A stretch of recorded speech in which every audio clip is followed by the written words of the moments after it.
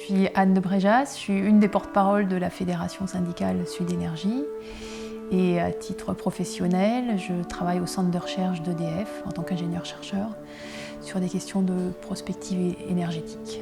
Est-ce que vous pouvez nous expliquer en quelques mots comment fonctionne ce système électrique ? Oui, c'est important de comprendre que le système électrique, c'est une mécanique en fait vraiment très complexe, de haute précision, ce qui n'est pas forcément intuitif, parce qu'il faut garantir à chaque instant l'équilibre parfait entre toute la production et toute la consommation sur l'ensemble du territoire, sur l'ensemble du réseau, donc la France, mais même en incluant les interconnexions aux pays frontaliers. Et pourquoi ça ? Parce que l'électricité est une onde, et que si la consommation est trop forte ou pas assez forte par rapport à la production, il y a un déséquilibre qui se crée et on sort des plages de fréquences et de tensions réglementaires, et là on peut aller en quelques minutes vers un blackout, c'est-à-dire que tout est dans le noir. Pour maintenir cet équilibre, c'est d'autant plus compliqué que l'électricité ne se stocke pas, ou très difficilement, de manière limitée. Alors elle peut se stocker un peu sous forme d'eau dans les barrages hydrauliques, et puis sous forme de batterie, mais ça reste assez marginal. Et puis c'est difficile de prévoir la consommation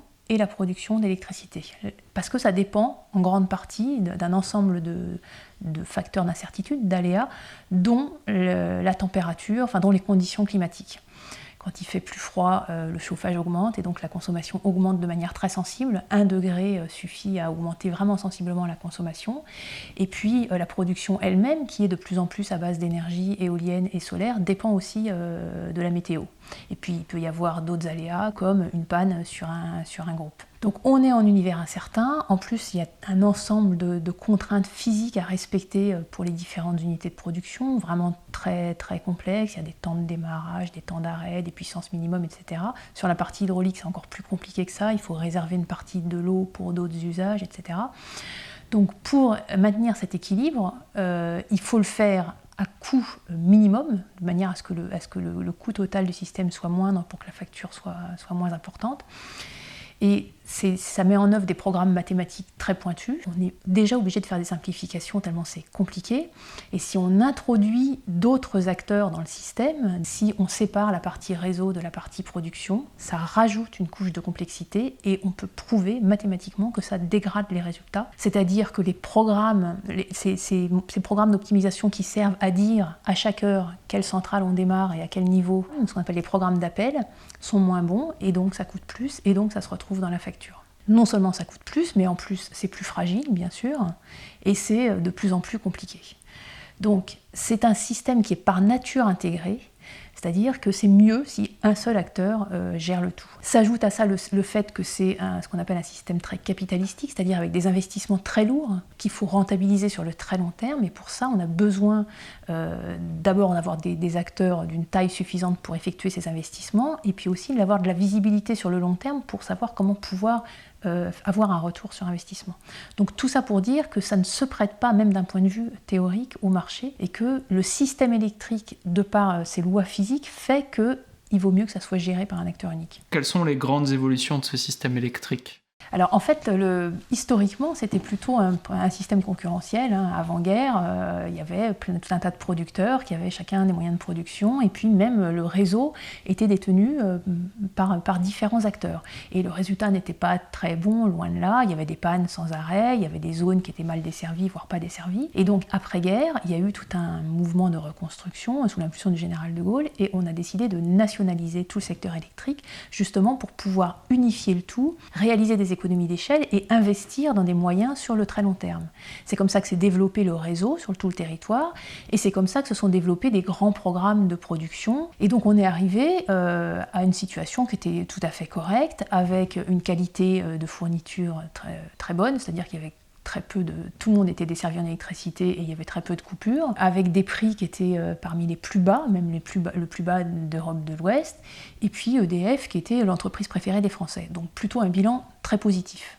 Bon, après il y avait des critiques à faire sur la partie, peut-être le côté un peu transparent des décisions prises par EDF. Il y en a qui ont critiqué aussi le programme nucléaire, mais dans l'ensemble, c'était un système qui fonctionnait bien. Malgré ce bilan positif, alors que c'était demandé par personne, il y a eu une décision d'ouvrir ce marché à la concurrence. Alors en fait, c'est venu dans une vague de libéralisation d'un peu tous les secteurs de l'économie, dès le début des années 80, avec les années Thatcher et Reagan aux États-Unis, qui s'est concrétisé par une directive européenne en 1996, qui a imposé l'ouverture à la concurrence du secteur électrique. Donc l'Europe est vraiment fer de lance sur cette question d'ouverture à la concurrence des services publics, et ça a même été constitutionnalisé, mis dans le traité constitutionnel européen, la notion de marché d'électricité, donc le traité constitutionnel de 2005, qui a été rejeté par la population, mais accepté tout de même. Ce qui dit mise en concurrence dit introduction de nouveaux fournisseurs. Donc c'était des fournisseurs qui pouvaient alimenter des clients, donc il y avait un portefeuille de clients. La plupart n'avaient pas ou très peu de moyens de production, donc on a mis en place un marché pour leur permettre de s'alimenter. Alors ce marché était en fait alimenté par les producteurs, donc essentiellement EDF, et les fournisseurs achetaient sur ce marché, c'est toujours le cas, et revendaient à leurs clients. Et par ailleurs, on a séparé la partie réseau qui, elle, restait en situation de monopole, de la partie production qui, elle, était mise en concurrence. Donc EDF gardait la partie production et puis fourniture de ses clients, et les réseaux étaient filialisés avec le réseau de transport qui est devenu RTE et le réseau de distribution qui est devenu Enedis. Et puis en parallèle, il y a eu un changement de statut d'EDF, dit autrement une privatisation partielle d'EDF. EDF était avant une entreprise de droit public qui avait pour mission de répondre à une mission de service public et non pas de faire des bénéfices. C'était même interdit dans ses statuts de faire des bénéfices, tout devait être réinvesti. Et là, l'entreprise s'est transformée en société anonyme avec ouverture à des capitaux privés. Alors, pour EDF, c'est resté pour l'instant majoritairement public, l'État a encore 84% des parts. Pour l'autre partie, donc à l'époque c'était EDF-GDF, donc on a séparé EDF-GDF, donc pour la partie GDF, qui maintenant s'appelle Engie, elle est très majoritairement à capitaux privés. Et cette transformation-là, c'est accompagné d'un changement réellement d'objectif de l'entreprise. Moi, je travaille au centre de recherche, on nous dit tous les jours qu'on n'est plus là pour répondre à des missions de service public, on est là pour créer de la valeur pour l'entreprise. Et nous, ça nous semble être une dérive assez dramatique, parce que dans le même temps, quand on demande, mais alors qui fait la recherche pour le service public de l'énergie maintenant, nos directeurs de la recherche nous répondent, je ne sais pas. Apparemment, c'est plus fait à beaucoup d'endroits. Quel bilan peut-on tirer de cette libéralisation, de cette ouverture des marchés qui a été faite jusqu'à aujourd'hui ? Oui, c'est vrai que c'est bien de tirer un bilan parce qu'on a du mal à l'obtenir de manière officielle, mais parce que le bilan est assez clair de notre point de vue. C'est un bilan totalement négatif. Alors d'abord sur le prix, c'est pas forcément la partie la plus grave, mais en tout cas c'était l'objectif de la mise en concurrence de faire baisser les prix. Et là, de manière indiscutable, les prix ont monté de manière très sensible. Ensuite, sur l'équité dans tout le territoire et entre les différents clients, ça n'est plus respecté non plus. Enfin, pour l'instant, il y a encore ce qu'on appelle une péréquation tarifaire, donc une égalité sur le territoire, mais c'est sûr que si les tarifs disparaissent, chacun pourra faire son prix à sa sauce et sûrement les plus fragiles paieront plus que les plus grands clients. Sur la qualité de service, elle s'est dégradée également. Il y a beaucoup moins de services de proximité. Toutes les agences de proximité ont fermé. Donc on n'a plus que des plateformes téléphoniques face à nous. Les clients maintenant sont confrontés à des interlocuteurs multiples qui peuvent se renvoyer la balle, puisque Enedis, donc ceux qui gèrent le réseau de distribution qui viennent chez les clients, n'est plus le fournisseur d'électricité. Donc par exemple, en cas de coupure, celui qui décide, c'est le fournisseur, et celui qui va effectivement couper, c'est un salarié d'Enedis. Donc ça veut dire que si on veut avoir des arrangements un peu plus humains, c'est de moins en moins facile. C'est ce que nous rapportent les collègues qui sont en charge de ces coupures. Et d'ailleurs, il y a eu une alerte là, tout récemment du médiateur de l'énergie qui dit les coupures pour impayés se multiplient, les personnes sont mal informées des mécanismes qu'il peut y avoir, des aides qu'il peut y avoir. En gros, les fournisseurs ne font pas leur travail. Et EDF le fait encore un petit peu mieux que les fournisseurs alternatifs là-dessus. Il y a des démarchages abusif. Là aussi, ça a été relevé par le médiateur de l'énergie, avec même des procès qui ont été perdus par certains opérateurs, mais je pense que tout le monde connaît un peu des personnes autour de lui qui a été confrontées à ça, des démarcheurs qui viennent vendre pour tel ou tel fournisseur, qui viennent demander aux gens de changer de contrat en racontant soit qu'ils sont d'EDF, soit qu'ils sont liés à Enedis, soit qu'il y a eu un changement de compteur Linky et que donc c'est la démarche normale de changer de fournisseur, soit même qu'ils font signer les gens dans leur dos sans qu'ils sachent. Donc là, c'est aussi, on voit à quoi ça amène. Et puis, sur le volet transition énergétique, développement des énergies renouvelables, d'abord, c'est un mécanisme qui est relativement hors marché, puisque ce sont des prix, en fait, ce sont des tarifs d'achat, donc des prix garantis pour les producteurs. Les producteurs sont sûrs de vendre leur énergie à un prix fixé par l'État. Mais le moins qu'on puisse dire, c'est que ça se développe lentement, de manière très coûteuse. Là, ça a été relevé par la Cour des comptes, par la Commission de régulation de l'énergie.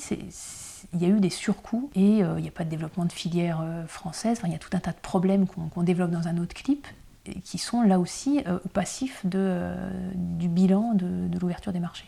Et dans tout ça, quel est l'état de la concurrence ? Alors finalement, quand on regarde l'état de la concurrence, si on regarde les grosses activités historiques d'EDF, il y avait essentiellement la production et la gestion des réseaux. Sur la gestion des réseaux, ça n'a pas bougé, on est toujours en situation de monopole. Sur la partie production, ça a assez peu bougé en fait.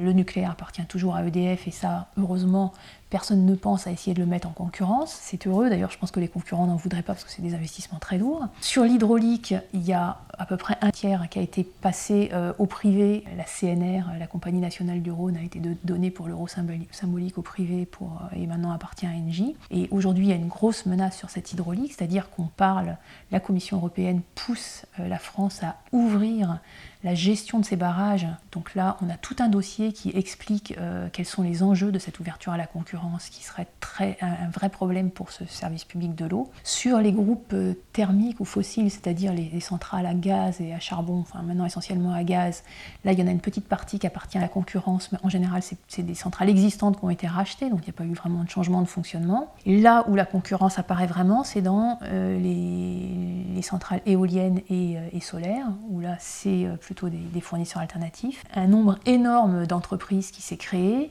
qui s'est détruite. Enfin, c'est des métiers très précaires avec des difficultés à garder la compétence et à se développer sur le long terme, avec des filières qui ne restent pas en France, avec beaucoup d'achats dans les pays asiatiques.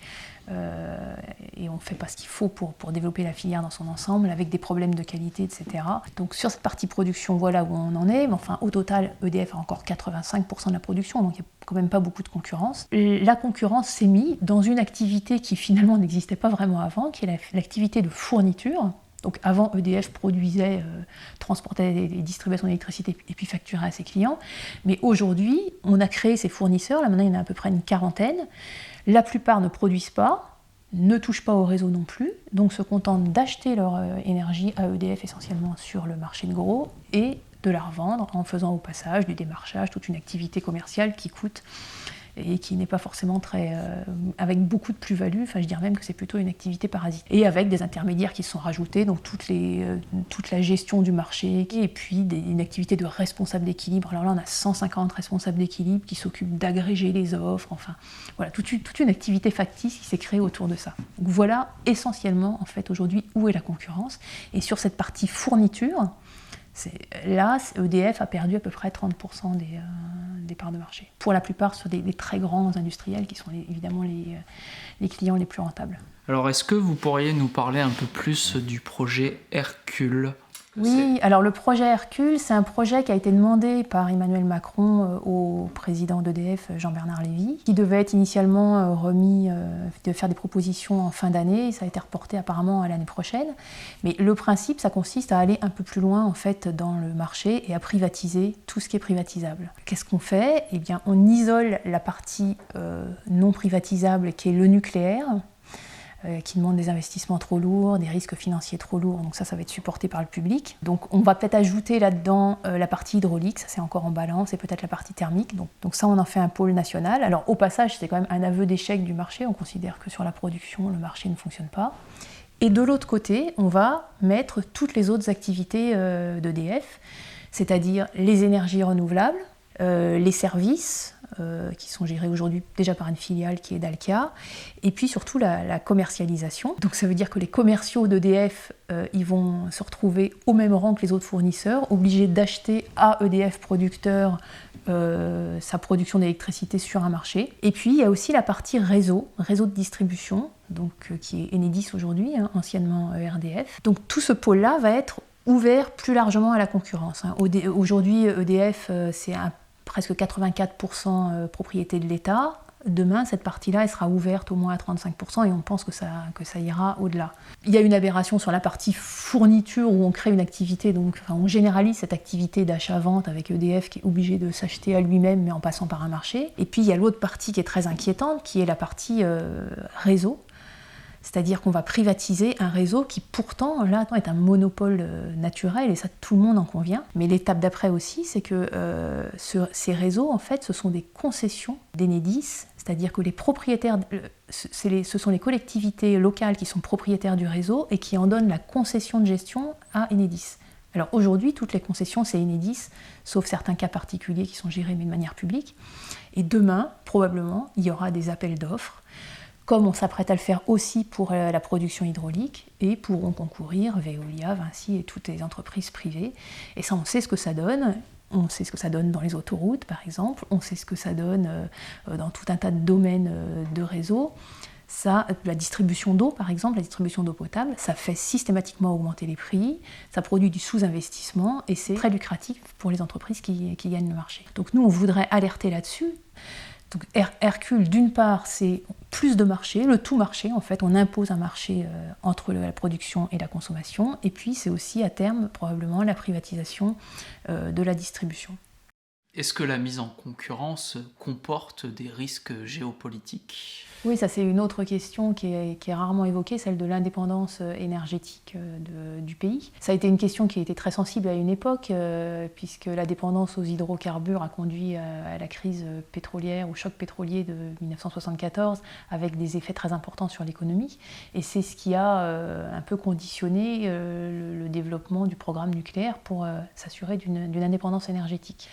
Aujourd'hui, on n'en parle plus trop, donc on s'apprête à ouvrir à la concurrence nos barrages hydrauliques, qui sont pourtant une pièce essentielle de la stabilité du réseau électrique. Mais on s'apprête aussi à ouvrir aux capitaux privés le réseau de distribution, les réseaux de distribution d'Enedis, et avec probablement à la clé une mise en concurrence. Ça veut dire qu'il pourra y avoir des acteurs privés qui s'emparent d'une partie du réseau. C'est pas de la science-fiction, c'est ce qui se passe dans d'autres pays en Europe. China Trois-Gorges, donc une entreprise chinoise, a essayé de mettre la main sur l'ensemble du réseau portugais et continue à essayer ça. La Chine a des parts très importantes aussi dans le réseau anglais, dans le réseau italien, dans le réseau grec. Donc si demain la Chine ou d'autres pays avec lesquels on peut avoir des différends, on va dire, géopolitiques et voire des conflits, ont la main sur notre réseau et sur notre système électrique, ça veut dire qu'ils auront un moyen de pression énorme sur la France, puisqu'ils auront la possibilité de déclencher un blackout. En quelques mots, quelle conclusion ? Si on veut résumer, la partie physique n'a pas trop changé pour l'instant, si ce n'est qu'on a créé quand même des interfaces et on a séparé le réseau, mais c'est ajouté à ça une partie financière ultra compliquée et totalement inutile, qui a bien sûr un coût, et ce coût se retrouve dans la facture un jour ou l'autre du client.